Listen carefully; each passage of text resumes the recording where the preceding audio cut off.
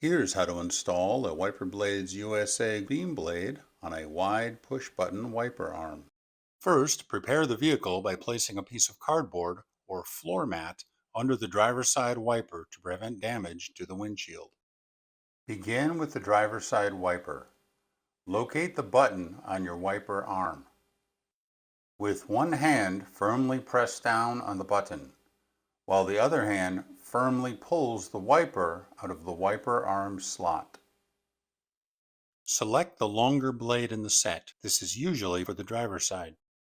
Your wiper should come with adapter B2 pre-installed for your wide push-button arm.